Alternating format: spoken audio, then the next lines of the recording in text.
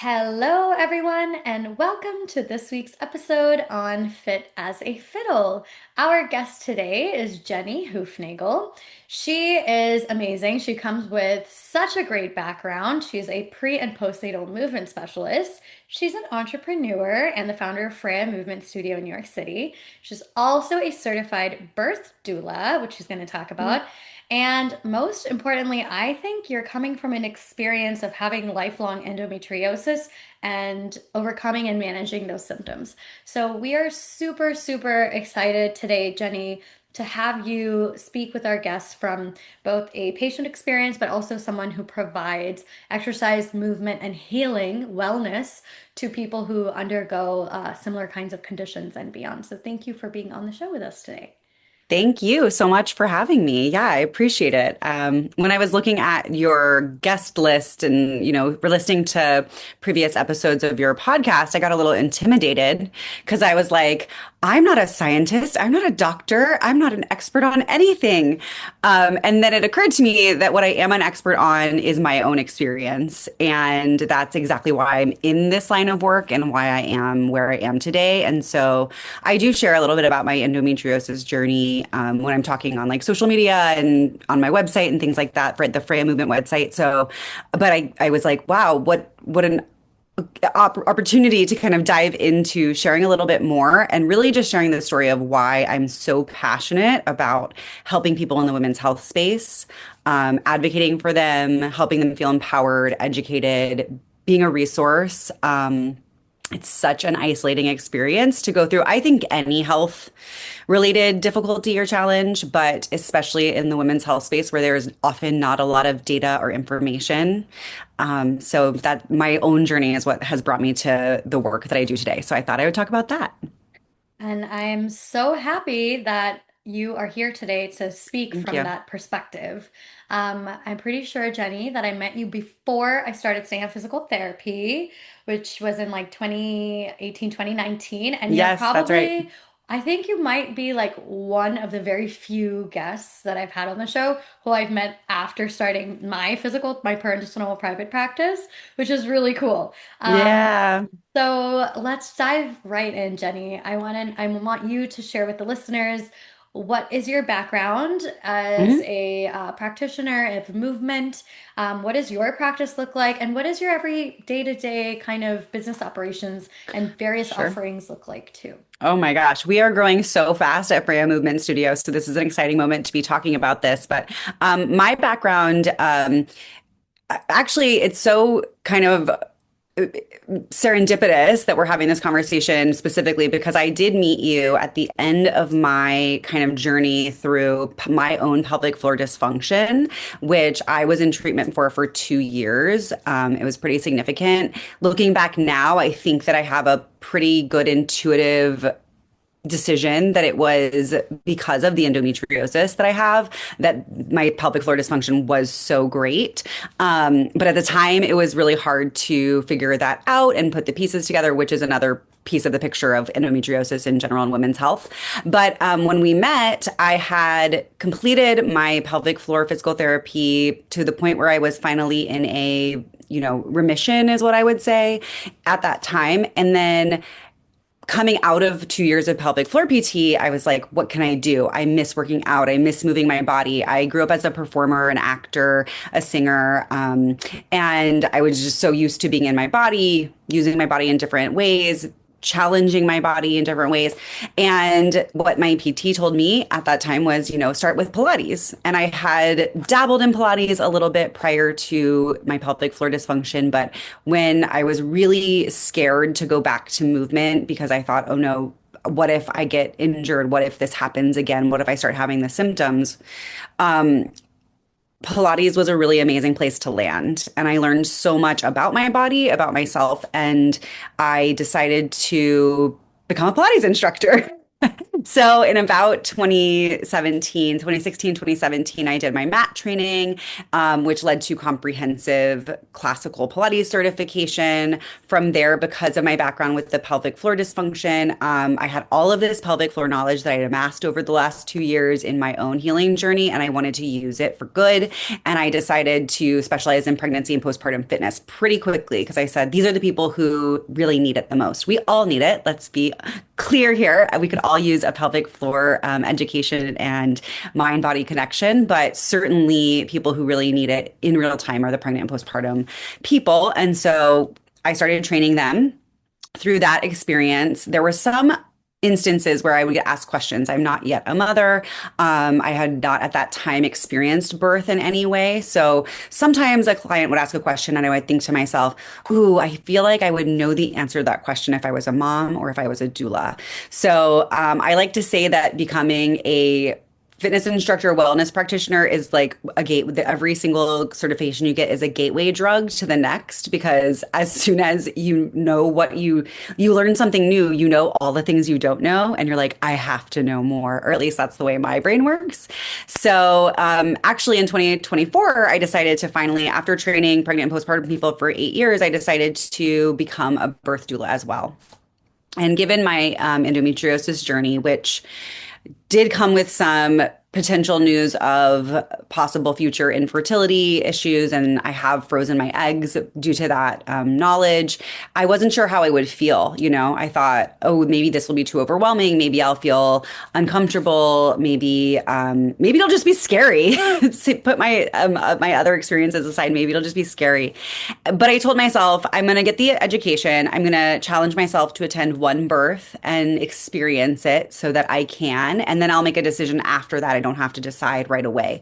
So that's what I did. I did my certification, and then through Freya Movement Studio, had a client who said, I would love for you to be my birth doula, which was amazing. So in October 2024, I supported my first birth, and I just fell in love with the opportunity to support a person going through this incredibly miraculous, transformational, life altering moment, physically, mentally, and emotionally.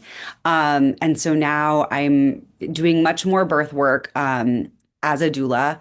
And in 2025, March of 2025, we opened the brick and mortar space at Freya Movement Studio in Chelsea here in New York City. So there's a couple things happening there. We have daily group cardio, strength, and core workout classes, which are kind of a hybrid of all of those modalities. They're all pregnancy safe, postpartum safe, diastasis, and pelvic floor aware. They're a little higher in intensity than your typical yoga or Pilates class, though they have a lot of Pilates background, since that's where I come from. I'm also a NASM personal trainer now as well, so we infuse the strength and cardio as well there. We do that daily. We have a doula collective, so there are currently 3 birth doulas on our team, myself included, and 3 postpartum doulas as well. And then we also do private training. So anybody who's looking for a specific time of day, has specific considerations, just prefers to work out in that one-on-one environment, or wants to do a home visit because of their schedule, we might go to them. So my schedule day to day is like bonkers. It never looks the same. Right now, this week, I'm actually spending my mornings getting hypnobirth trained to be able to guide people through that process. So like today I was on a Zoom from 8 to 12, and then doing a bunch of admin from home in the afternoon. Now I'm doing this. After this, my dog and I will go to the studio. I'll have a private client and to teach 2 classes, and then another private client. That's an example of a day, but they all look like some variation of that. Throw in the occasional, birth prep meeting with my doula clients, which we do 3 meetings leading up to their birth to educate, go over their options, for me to get to know them and what they're looking for in my support. And then also like just doing literal hands-on comfort and coping techniques that they and their partner can do once they go into labor. Occasionally I get called and they say, I'm in labor, and I get to go to the hospital and support them and their partner there until the baby arrives. So you never really know what's going to happen on any given day when I wake up, which I That's kind of enjoy. I love Yeah. that. And I feel like so paralleled in so many ways. So Yeah. I get that. Like I also have like the hybrid model of the in-office telehealth and in-home visits that I do for my patients. So my days every single week, every single day looks a little different. Yeah. And sometimes I'm podcasting and sometimes I'm meeting with my students through my nonprofit and sometimes I'm Right. just running around New York City like literally headless chicken mode, and it's great.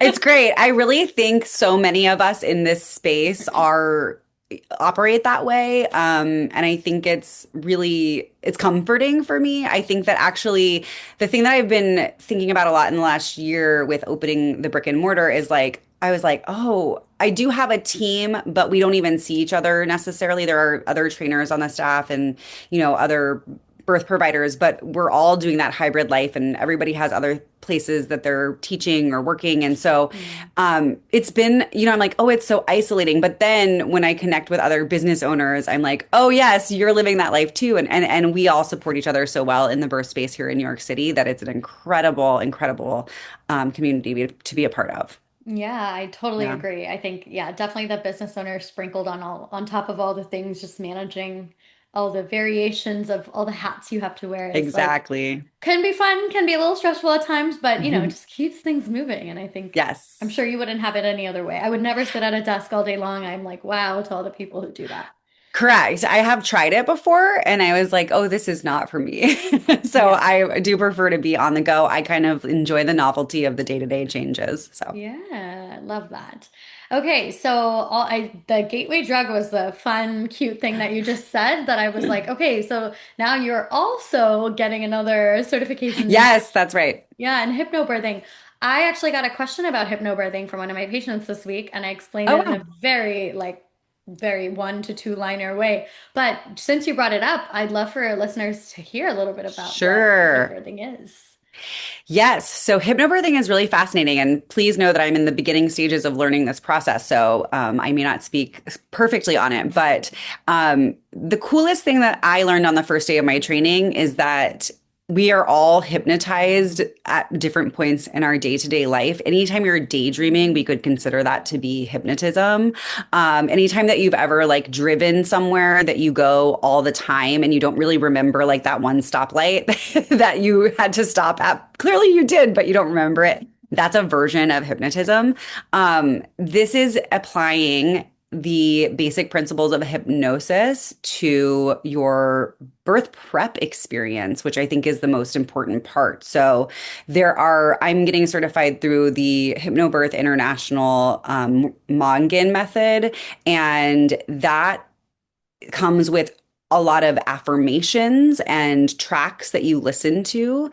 And I think this is so important. I have always been talking to my clients, even when I was training people physically mostly, but prepping them for birth physically, always talking about visualization, breath work, being able to ground yourself, come back to yourself in between those waves that you're riding of intensity with contractions. We actually bake that into the Freya Movement Studio classes as well. So in our cardio training, we call it labor training, and you're like doing something hard for 2 to 2.5 minutes, and then you're recovering. And the recovery is what we say is like the real gold here because you're trying to get back to that parasympathetic nervous system state as quickly as possible so that when you're in labor and you have the adrenaline spike through the surge, then you can come back.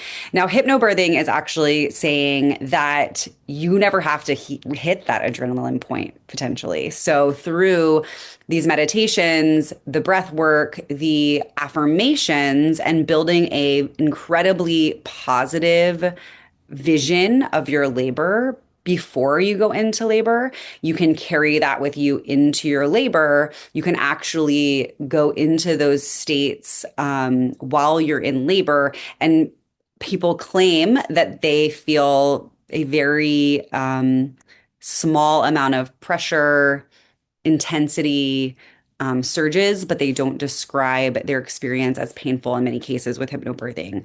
I'm sure there's incredibly varied stories with hypnobirthing, but I've actually maybe people don't talk about it if they did it and they didn't have a good experience, but everybody that I've ever spoken to who has done it is like, oh my gosh, it was the best thing I ever did. I'm excited to have this as a tool in that's a specific protocol to offer to people who who respond well to routines and practice and procedures.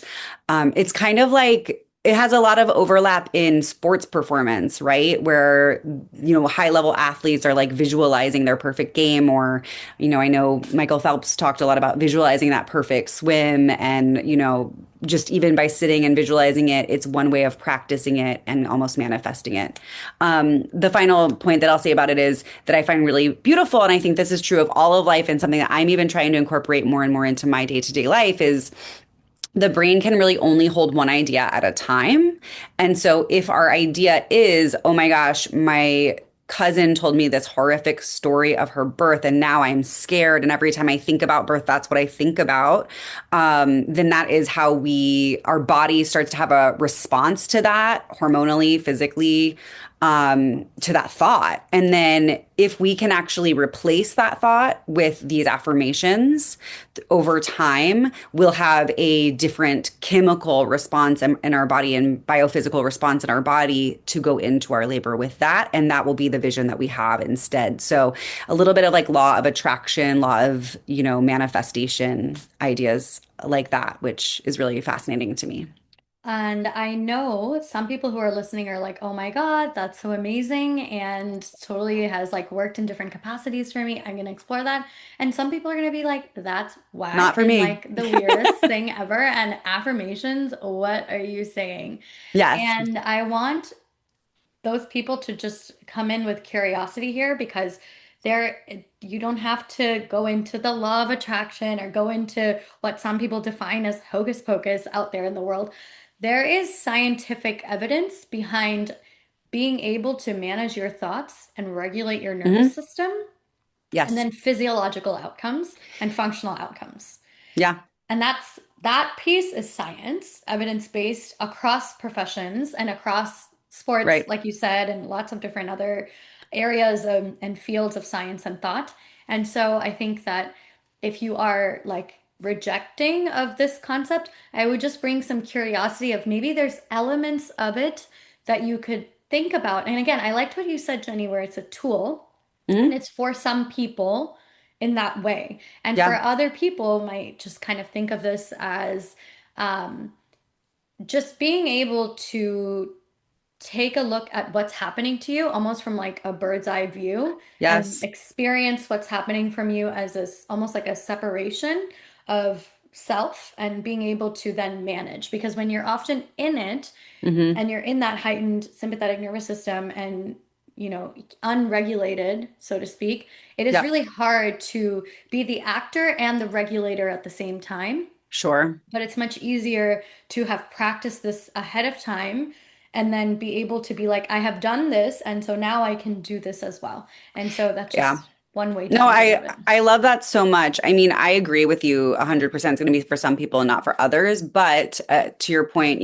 again, this is science, and there is some science. And I read a book last year. I believe it's called Mind Magic. We'll confirm that for the show notes. But and it is about the science of manifestation. And it is exactly this, which is what we do think, what the stories that we are having in our head about the world, about ourselves, about our experience is what shapes our perception of the world and ourselves and our experiences. And it was a really interesting book. It's definitely rooted in that. And then I'm actually personally going through biofeedback therapy right now for some nervous system regulation. And again, going back to one of the tools that I'm looking at for long-term pain management for endometriosis, that's kind of where it was sparked from, that I decided to look into it. And it's so fast. That's also fascinating to me because biofeedback is breath work, while I'm having a monitor on my finger to monitor my heart rate variability. Um, Hypnobirthing is breath work or meditation while you're having, the studies that they've done or what they're talking about is your brain waves. So theta, beta, delta, etc. And that you have different responses in your body to these different waves, both maybe your HRV or your brain. So it's like, well, these are two different approaches. So maybe somebody who's not so into the affirmation piece might not be a hypnobirthing person, but they might get some good preparation with something like biofeedback. And then even just at the most basic level, I talk all the time in my prenatal sessions about how it's actually even just as simple as counting your breath, as sitting, you're going through that surge of intensity. What if you focus on breathing and you're just literally counting one, inhale, exhale, two, inhale, exhale, three, or even maybe even just a little bit better, breathing in for 4 counts, out for 6 counts, which we know when the exhalation is longer than the inhalation, you are going to trigger your parasympathetic nervous system. So that becomes like this response from the inside out a little bit.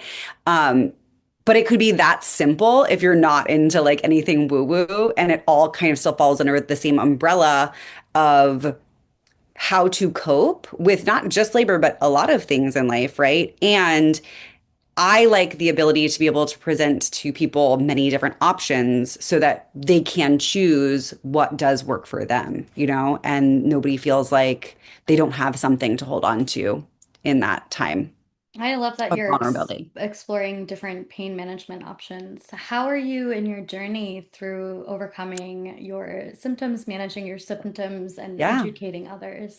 Thank you so much for asking. It is a journey. That is what I'll say. I think that I have a really unique story because my mom actually had endometriosis as well, has endometriosis as well. I say has because now we know that it is a lifelong condition and it never really does go away. And something that we didn't know when I was first experiencing symptoms 30 years ago is that we also, it affects the body holistically. It's not just a disease of your reproductive organs. It can affect your nervous system. It can affect your whole body's immune response and inflammation markers and more. So I got lucky because I'm going to be really raw and honest here. I had my period for the first time at 9 years old, which is very young, and it was already quite painful from the start. Because my mom had endometriosis and had experienced that, she was able to kind of identify it in me at a young age, which was amazing because most people who have endometriosis, which is primarily people with uteruses, is an like 8 to 10 year on average amount of time to get diagnosed with this condition because it can mask and present so many different ways. And not every medical professional is educated in the signs and symptoms. So I got lucky in that I was able to know what I was dealing with at a young age. And then I had my first laparoscopy when I was graduated from undergrad. So I was about 22 years old. And I thought at that time, okay, great, this is done. I don't have endometriosis anymore. I can, wipe my hands of that and move forward in life. And I did not have pain for a long time. It was being managed at the time by hormonal birth control, which I was on for many years continuously. That did for me, and it may or may not for some people. For me, it did manage the pain or any really signs of the symptoms. And then in about 2015, 2014, 2015, I started having incredibly painful. It was my pelvic floor essentially, but it was actually having like exterior symptoms as well. Like my skin in my private region was like burny, itchy, just really angry. And internally, it was very tight. I didn't know that at the time, but because of that, there was just not enough blood flow, not enough oxygen in this region. And I was practically bedbound for like 8 months before I got any help from and diagnosis of even just like you should go to pelvic floor PT. That was the first step towards healing. As I mentioned, it was a long journey through that. I eventually went through this protocol that this woman, Dr. Shakandi, created. She owns Pelvic Rehabilitative Pain. I want to say that, I hope I said that right. That is her Pelvic company, Pain rehabilitation Management. medicine. Thank you, medicine. Thank you. Pelvic rehabilitation medicine. I saw her before she had that practice. So I saw her somewhere else, but she was doing this amazing, it's an incredible tool for anyone who is going through pelvic floor dysfunction. It's a series of 6 nerve block injections into the pelvic floor muscles guided by sonogram. And that again put me in remission for about 8 more years. I was so thankful. I was finally out of pain. And then in 2022, after I had COVID for the first time, my symptoms returned. Um, I don't know if they're related. I have talked to doctors and I've read, some other stories, of course, that because COVID is an inflammatory virus, it can trigger the inflammatory system in your body, and that might be why my symptoms returned. And then I had my second laparoscopy in 2022, December. So it's been 3.5 years. And I am still experiencing pain. So we don't know if it's new lesions, if it's lesions that were not able to be seen at the time. There's another condition called adenomyosis, which is when endometriosis is actually in the uterine muscle itself, in which case it's never been touched because the only way to get that out of the body is to do a hysterectomy, and I've not had that. So yeah, so it's one of those things that's really frustrating because you go, oh my gosh, I've already been through so much, and how can I still be here with pain? And I'm not ready for another surgery at this time, just of my life. So that's why I've been looking for other ways to manage the symptoms. So the other thing that I've been going through recently is a year ago, I started seeing an amazing doctor named Dr. Kahan. She owns a company called She MD, and she is a hormonal specialist. So I think that along with the information that I learned about 10 years ago about my potential infertility, it now appears that I'm also more likely in like an early menopause range of hormone balance. I'm curious, and no one can seem to tell me this answer, but I'm curious if this is more common with endometriosis patients or not. And there's not enough data out there, but I kind of suspect it might be. And I started HRT last year. So I came off of the like hormonal birth control that was managing my symptoms ongoing. And I switched to the HRT because I was having so many symptoms that were really impacting my quality of life. I was exhausted. I was like so tired no matter how much I slept, but I also couldn't sleep. My anxiety was through the roof. I had forgetfulness. I could not remember words mid-sentence. I was developing a body odor that, things that you don't know are actually hormonal. I was like, why am I smelly all of a sudden? And apparently that's something that can happen when your hormones change. My joints were hurting. My recovery after my workouts and teaching were really, really, really slow. It was taking like a full week to recover after one workout. And I was like, this is not right. So I found this hormone specialist. I've been taking HRT. The only challenge with HRT when you have endometriosis is once you're adding estrogen back into the picture, which I need for my energy, all of those symptoms, my brain health, my heart health, my bone health, you may have a recurrence of pain from the endometriosis because endometriosis is estrogen dominant. So while HRT, my understanding, speaking to my endometriosis surgeon, Dr. Laura Liu here in New York City, is that, HRT is still the way to go because we don't want to have all those other symptoms. However, if I do have a recurrence of the endometriosis symptoms, which right now are manageable in their intensity, but I could use a little more support, I've decided to incorporate that biofeedback and looking into some other potential options that I haven't done yet. But I'll just say them because I really believe in like sharing this information because I know there's so many people all over the world suffering with endometriosis, and I want everyone the same way I want people to feel empowered in birth when I'm their doula. I want everyone to feel empowered in having important conversations with their providers about their options with endometriosis. So something else that we're looking at is adding the IUD, the Mirena IUD, for some additional localized progesterone, which may or may not help the pain be lesser. And then also potentially low dose naltrexone, which is new to me. But that is something else that we're considering, which apparently, my understanding based on what I've read about it, maybe you know too, Sneha, is it impacts the inflammatory system in your body, so it can reduce inflammation and then therefore have a kind of anti-pain effect similar apparently to like an opioid, but it is not an opioid, which is why it, is good for pain conditions apparently. So I haven't tried it yet, but those are things that we're looking at in the future if other measures don't work. Jenny, what's coming to my mind while I'm listening to you is how I'm looking forward to both of us revisiting this episode that's on audio like years from now and being like, Yes. we have so many more I answers. can't wait. I can't wait. That will be a wonderful day. We already do. I mean, the fact that again, when my symptoms came back in 2022, this is why I think this experience has led me directly to what I'm doing today. Because when I have a problem, especially when it has to do with my body, I cannot stop until I have an answer.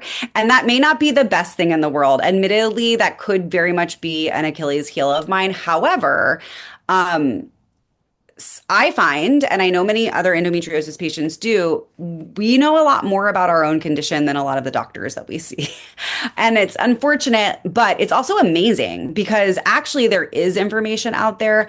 And when I had my first surgery in 2022, 2022, no, in 2009, no one was talking about how this could come back or would never leave your body really like even if you don't have active endometriosis lesions, you still have endometriosis, so you still may have other issues systemically that are a result of that condition being something that you just have.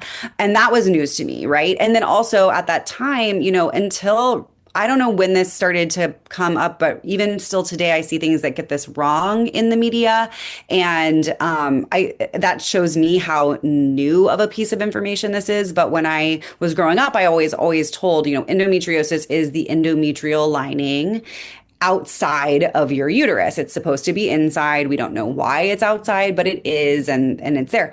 Now they're actually saying, actually, we did research. It's not that tissue. It's not the endometrium lining. It is a tissue that looks like the endometrium lining.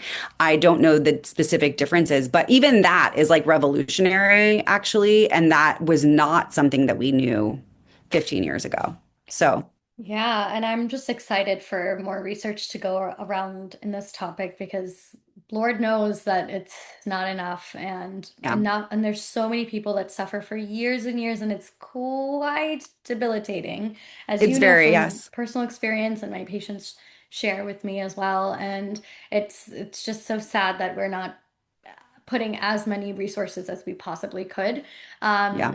into it. But I do really hope, and I'm very hopeful that we will, and there will Me be too. moves. And hopefully these kinds of conversations help spur that knowledge too. I think part of it is it's such an awareness problem, right? Because not so many people have historically, even like 15, 20 years ago, come out and spoken about it. Right. Um, like for example, even my own mother, like I'm pretty sure she had endo, but she had all this dysfunction, pelvic floor dysfunction, Yeah. systemic issues in her body, and the only solution was Yeah. hysterectomy at the time, Right. This Right. is Of like course. very long time ago. So Mhm. that's all you do. You don't do any therapies, you don't do any pain management. We see a problem, and I remember she even told me I like vividly remember as a child Yeah. her coming back from the surgery and being like, they told me that my uterus was just like this lump of Oh, wow. hard, nasty, like, just like obviously Yeah. like, making her feel like something was wrong with her Ugh. body and it needed to be taken out. And I still remember her coming and like the way she was expressing it. But Yeah. then in her mind, she was like, it's gonna be gone. And she Right. still doesn't know her diagnosis from this Right. many years ago, like 30 years I ago. know. She has no idea what exactly happened and why she Yeah. was on all the medications Ugh. that like interfered and like caused other issues and the brain fog and all the things. So, anyways, No, we it's are, it's so heartbreaking to hear that. I'm so sorry she went through that. It's we have to do better for women, for people with uteruses. We have to. Yeah, my mom too, because she had endometriosis as well. Like I was like, I'm gonna go to pelvic floor PT. She was like, what's that? Like, like that is like progress because when I was in all this pain, I did have something that I could do. And it took 8 months to get there. Even though, I am an educated patient, I know that I have endometriosis, like but that's why I'm so passionate about talking about it. And again, I had not realizing that moving into this next phase of my life hormonally was going to also bring back this pain was something I had never considered, thought about, understood. Like literally so it's so funny because I keep saying like I know how to manage my pain and my condition as a teenager, as a young adult, but this is all new to me. This is not even 1 year in of managing this condition with a whole new set of rules and guidelines and understanding what that does to my body and how I'm going to have to kind of show up. It used to be, okay, well, I know that on these 2 days I'm going to feel really crappy. So maybe I can, schedule some things around it, or this is where I'm really going to need that support of, Advil, whatever it was. Now I'm like, oh my gosh, my body's brand new.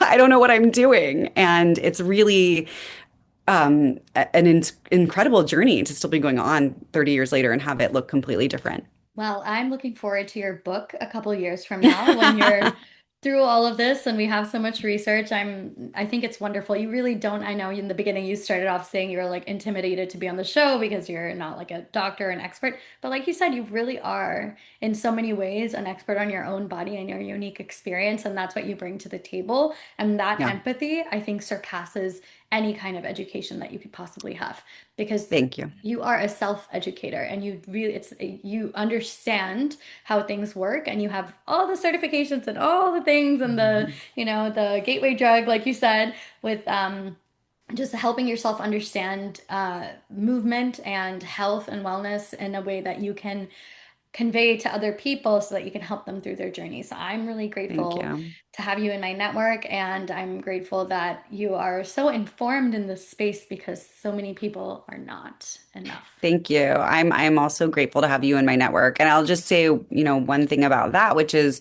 the next piece of this, which was my realization of, being the expert on my own story, is that everybody is the expert on their own story. And everybody is the expert on their body. And that is truly how I try to approach my work, not only as a doula, certainly, yes, but also in the studio in a workout, right? So a lot of times in the studio, we're talking about, I say in all my classes, pregnancy, anytime you're going through something like this, pregnancy, postpartum, fertility, endometriosis, PCOS, even just getting your period for the first time, hormone replacement therapy, all of it. It's such an amazing opportunity to learn about yourself. And I always say that in pregnancy, postpartum, being a parent, there's a lot of voices. There's a lot of people who know exactly how you should do it, who did it this way and think you should too, who read this study and believe this, who think that what you're choosing to do for yourself and your baby is, not the right choice. And I say this class is an opportunity to practice getting in touch with your intuition, listening to your gut and saying yes. Yes, it is not right for me today to use the 8 pound weights. I'm using the 5 pound weights. Yes, I don't need to go any faster in this cardio section. I've gone far enough. Yes, in my recovery, I do want to move my hips in a circle. I want to breathe 5 counts in and 5 counts out. Like whatever your body tells you, your brain and your body, it's right. I want you to start saying yes so that when you are a parent and you're getting all of this information from the internet and your in-laws and your best friend and your sister, you can just be like, what is my yes? And and then especially in labor and birth, like this is a whole other podcast episode, maybe, but like, I support births in hospitals. I love doctors. I believe doctors. And hospitals are a system and they have processes and procedures. And the processes and procedures are what they are, not necessarily because of what any one patient needs. And so I am incredibly passionate about you having a voice when you can and how you can. And not looking to me for the answer, looking to me for information for the data, the research, the knowledge, maybe if you ask, and only if you ask, an experience that another client had with something. But um, as far as I'm concerned, like you are the captain of your birth ship because you know your body best. You know exactly what's right for you and your baby, and only you have the power to tell us what you need and what you want. That is true. And that is true in every scenario as a person who is experiencing something, whatever that Mm. is, whether it's Yeah. pregnancy or endo or PCOS or like all the other things that you said. Jenny, thank you so much for being Thank here. you. Thank you for sharing such personal information about yourself because I know that you did it to help other people. And I think Yes. that comes from such an awesome, selfless space. And so I hope that whether it was the hypnobirthing conversation or the heart rate biofeedback conversation or the birth doula conversation, we touched on so many things today. But I hope whoever's listening, it just spurs some curiosity and something opens up for you to delve further because there's so much that you can delve further into any of these topics. Um, hmm Jenny, Thank thank you. you. Thank you for your Thanks for time. having me. Yeah, Of of course. course. What's the best way for people to reach you and Freya Studios and the work that you guys do that I can Sure. also drop in the Yes. show notes? So we are www.freyamovement.com. That's Freya. Freya is the Norse goddess of love, war, power, magic, and gold. So we think that she's pretty cool, and we think that you are too. And my email personally is jenny@freyamovement.com. Would love to have a conversation with anybody who wants to talk about any of the things we talked about today. I always say, I'm like, don't get me talking. I could talk all day. I do love to talk about women's health and advocacy and wellness. I love that. Thank you. Thank you.